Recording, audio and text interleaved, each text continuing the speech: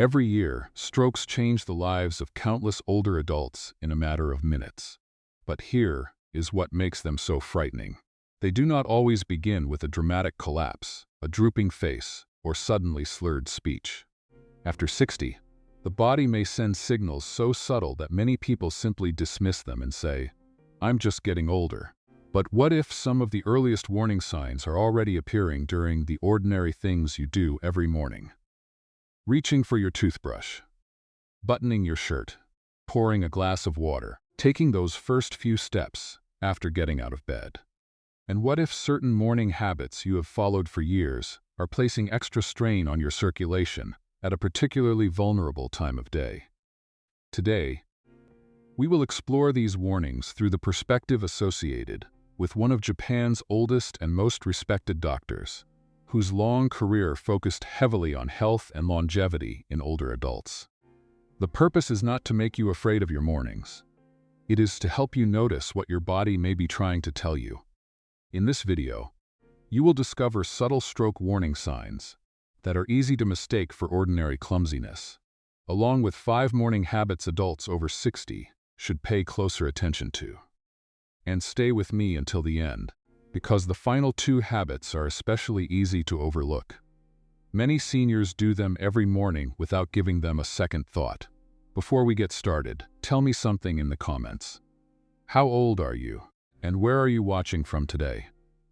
It's always wonderful to see how far this community reaches. If this is your first time watching our channel, consider subscribing. We're here to share simple, practical information to help you stay healthier and independent as you grow older.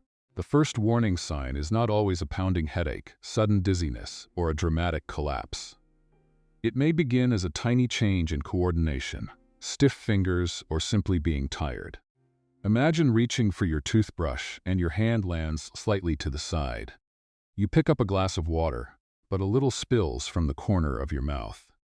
While getting dressed, a button you have fastened thousands of times suddenly feels strangely difficult. Perhaps you drop your keys twice in one morning, or notice that one hand is not responding with its usual precision, especially one affecting one side of the body. Deserves attention because coordination depends on the brain sending precise signals to your muscles. The warning may also appear in language. You sit down to write a grocery list and, for a brief moment, cannot remember how to write a familiar word, or you know exactly what you want to say, yet the word refuses to come out correctly.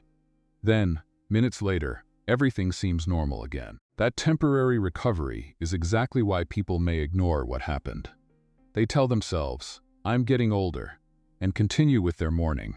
If new trouble with balance, coordination, speech, facial movement, vision, or weakness appears suddenly, treat it seriously and seek emergency medical help even if it improves quickly.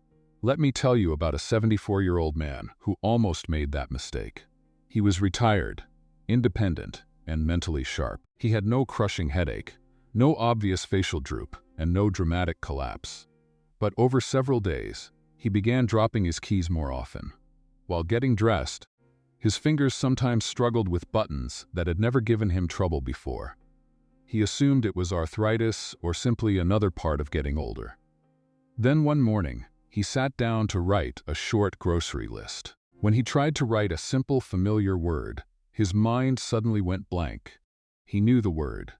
He could picture what he wanted to write. Yet for a brief moment he could not put it onto the page correctly. Soon afterward, everything seemed normal again. Fortunately, instead of ignoring these episodes, he told his doctor. Further evaluation suggested that he had experienced a transient ischemic attack, or TIA, sometimes called a warning stroke. A TIA occurs when blood flow to part of the brain is temporarily interrupted. The symptoms may disappear, but that does not mean the danger has disappeared with them. After a suspected TIA, the risk of a subsequent stroke can be particularly high in the hours and days that follow. That is why sudden neurological symptoms require urgent medical evaluation, even when they last only a few minutes and completely resolve. Do not wait until tomorrow. Do not simply go back to bed and see whether it happens again. If sudden weakness, numbness, facial drooping, speech difficulty, vision changes, or loss of coordination appears, emergency medical care is the safest response. Why might these warning signs become especially important in the morning? To understand that, we need to look at what happens inside your body during the first hours after you wake up. For 6 to 8 hours, you have been asleep. During that time, you have taken in no water. You have barely moved, and your cardiovascular system has been operating in a very different state from the one it enters once you wake up and begin your day. By morning, mild dehydration is common. With less fluid available, blood can become somewhat more concentrated.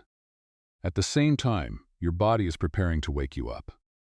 Cortisol, one of the hormones involved in alertness and the stress response, naturally rises in the early morning hours. Blood pressure also follows a daily rhythm and often rises around the time we wake up. After 60, arteries may become stiffer and less elastic than they were decades earlier. Conditions such as high blood pressure, diabetes, high cholesterol, or cardiovascular disease can add further strain.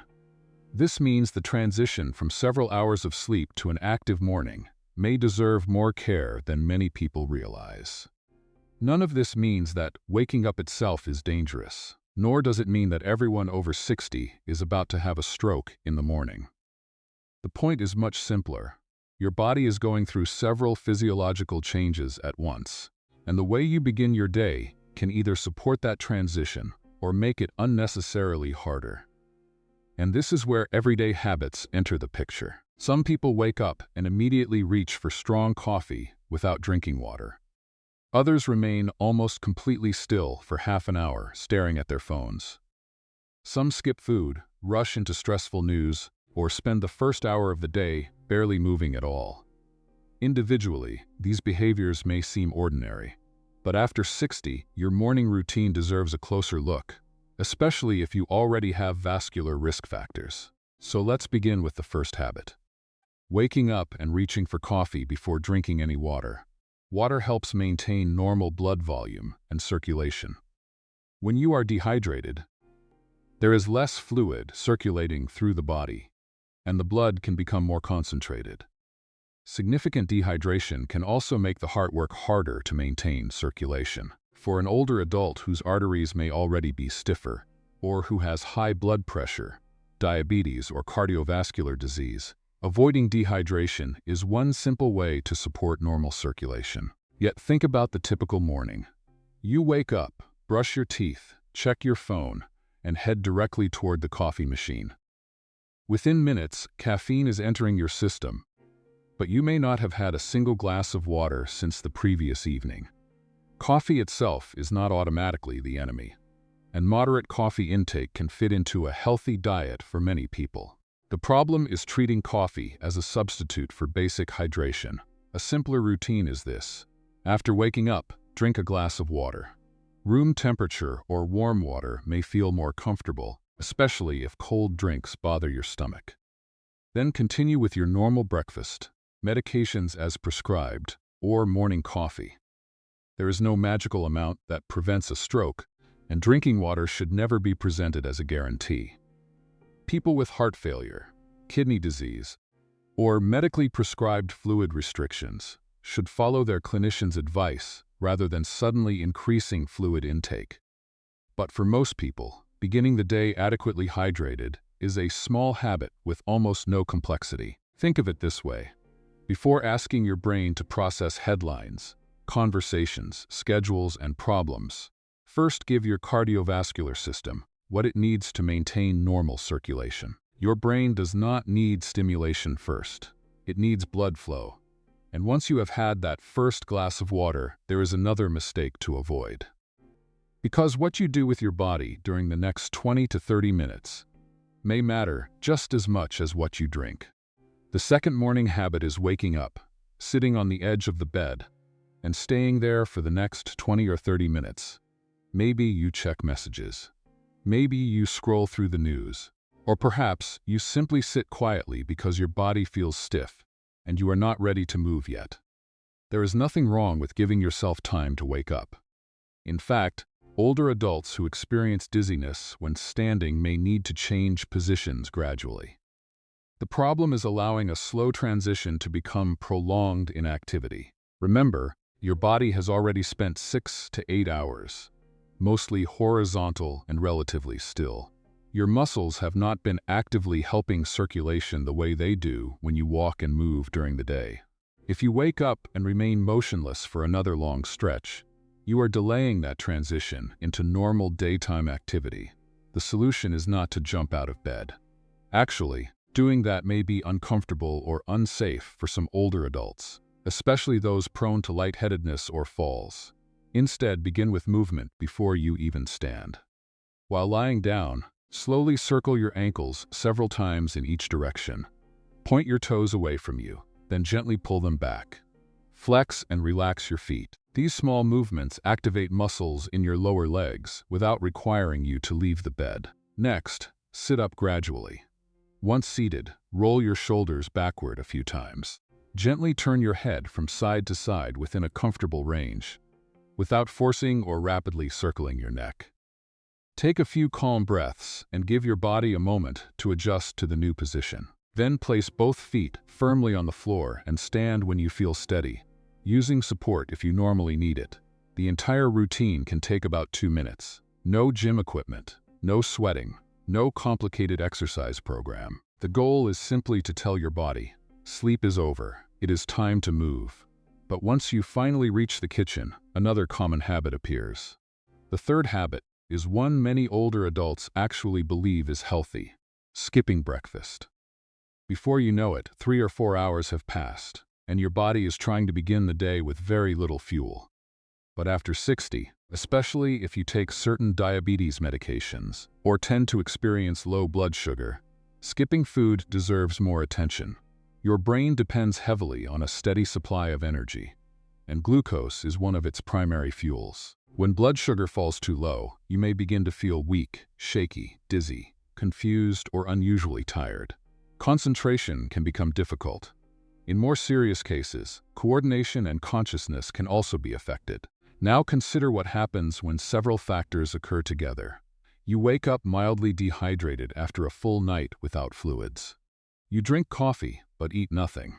Then you take medications that may affect your blood sugar or blood pressure. For some older adults, that combination can contribute to weakness, dizziness, or instability during the very hours when they are trying to become active. This does not mean every person over 60 must eat a large breakfast, and it certainly does not mean intermittent fasting is automatically unsafe. Your health conditions and medications determine what is appropriate for you. If breakfast is appropriate for you, consider something small and protein-rich: a boiled egg, a serving of plain yogurt, or a small handful of unsalted nuts. Add some fiber-rich food if you want a more balanced meal. The purpose is not to eat heavily. It is to provide steady nutrition without overwhelming your digestive system. And if you take diabetes or other medications in the morning, do not guess about whether you should eat with them. Ask your doctor or pharmacist how those medications should be timed around meals. But there is another kind of breakfast many people consume before food ever reaches their stomach: news, emails, notifications, arguments, worries. And that brings us to habit 4. Because what you feed your mind during the first minutes of the morning may influence how your entire body begins the day. Habit 4. Rushing straight into stress. It begins with something many people touch before their feet even reach the floor: the phone. You open your eyes and immediately check the news. There is another troubling headline. Then come the emails, messages, bills, family concerns, and reminders of everything you need to accomplish today.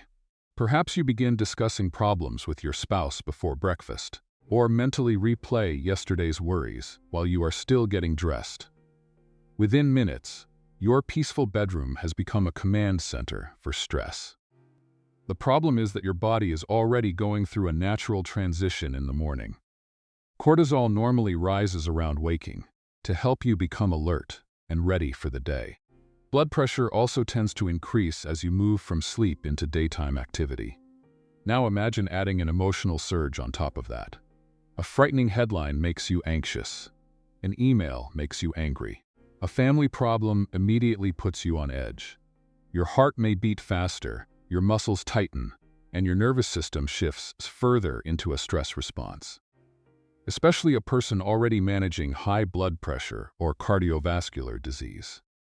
There is little benefit in deliberately beginning every morning in a state of urgency. The answer is not to avoid the news forever or pretend that problems do not exist. Instead, create a buffer. Give yourself the first 10 minutes of the morning before inviting the outside world in. Drink your water. Open the curtains. Walk slowly around the house. Stretch your arms and shoulders. Sit quietly with your tea. Step outside for a few minutes if it is safe and comfortable. You do not need meditation music, special breathing equipment, or an elaborate routine. Think of those 10 minutes as a transition zone between sleep and stress. And now we come to habit 5. Staying physically inactive after waking up. Earlier, we talked about sitting too long on the bed immediately after waking. This habit goes further. It is about allowing those first 20 minutes of inactivity to become 60, 90, or even 120 minutes with almost no meaningful movement. After a night of relative inactivity, your body benefits from gradually returning to normal movement. Your leg muscles help support circulation when you walk, stand, and change positions. Remaining seated for prolonged periods removes much of that muscular activity, and this leads to one of the most important messages in this entire video. It is not only how much you move. It is also when you begin moving. You may take a 30-minute walk every afternoon, and that is an excellent habit. But it does not mean the rest of the day should be spent almost completely still. Regular movement throughout the day remains important, especially as we get older. The good news is that the solution does not require a treadmill, a gym membership, or an exhausting workout. Start with 5 to 10 minutes. Walk slowly through your home. March gently in place while holding onto a stable surface if you need support. Roll your shoulders backward. Raise your arms overhead within a comfortable range. Walk down the hallway and back. If your balance and surroundings allow it, step outside and walk to the mailbox or around the yard. You are simply telling your muscles, heart, and circulation that the resting period is over. And if 5 or 10 continuous minutes feels difficult, break it into smaller pieces. 2 minutes now. Another 2 minutes after breakfast. A short walk a little later. What matters is interrupting prolonged sittings and making movement a normal part of your morning. Of course, anyone with significant balance problems, chest pain, severe shortness of breath, or medical restrictions should follow their healthcare professionals' guidance about safe activity. But for many older adults, movement does not need to be intense to be meaningful. That may be the biggest misconception of all. We often imagine protecting our health means doing something dramatic, running farther, exercising harder, buying another supplement, or completely changing our lifestyle. Sometimes it begins with something much smaller. Drink the water, move your ankles, eat appropriately for your needs. Give your mind a few quiet minutes. Then get your body moving, because after 60, a safer morning is not built from one perfect decision. It is built from a sequence of small choices repeated day after day. A stroke can feel as though it comes out of nowhere. One moment, everything seems normal. The next, life can change in minutes. But today's message is not about living in fear. It is about paying attention. After 60, do not automatically dismiss a sudden change in coordination, speech, balance, vision, facial movement, or strength as just getting older. If symptoms appear suddenly, even if they disappear, seek emergency medical attention. When it comes to a possible stroke or TIA, time matters. And beyond recognizing warning signs, look closely at the ordinary choices that shape your morning. Drink water when you wake up. Transition gradually from bed to movement. Eat according to your health needs and medications. Give yourself a few quiet minutes before inviting stress into your day. And most importantly, do not allow a peaceful morning to become hours of complete inactivity. None of these habits can guarantee that a stroke will never happen. But they can become part of a healthier routine alongside controlling blood pressure, managing diabetes and cholesterol, staying physically active, Avoiding smoking, taking prescribed medications correctly, and keeping up with medical care. After 60, protecting your health does not always require dramatic changes. Sometimes it begins tomorrow morning. With one glass of water, a few gentle movements, a nourishing meal, a calmer mind, and a decision to keep moving, your age may change what your body needs, but it does not take away your ability to care for it. If this video gave you one habit worth changing, tell us in the comments which one you will start with tomorrow morning. Share this with someone over 60 who may need to hear it, and subscribe for more practical ways to protect your health, independence, and quality of life as you age. Because the goal is not simply to add more years to your life. It is to protect the life inside those years.